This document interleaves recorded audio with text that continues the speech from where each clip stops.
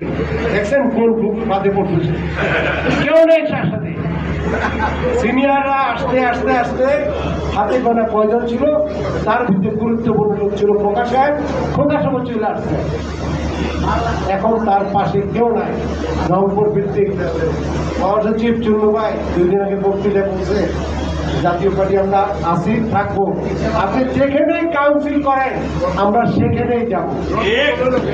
এই যে ভয়টা যে এখন পাইছে, এখন তো সে কাউন্সিল করবে না, আর কাউন্সিল করলে সে বাবু রংপুর গিয়ে করবে।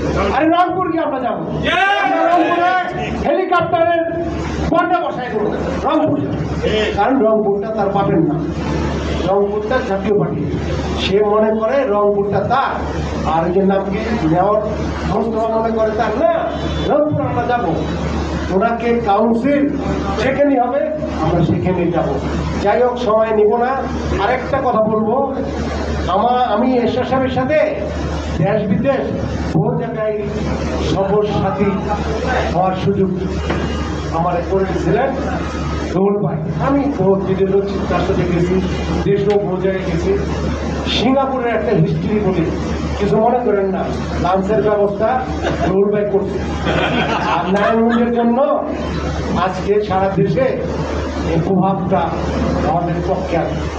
আজকে সারা দেশের মানুষ দেখছিল, মিডিয়া ভাইরা প্রচার করছে, এটা একটা বিরাট বিরাট প্লাস পয়েন্ট জাতীয় পার্টির জন্য।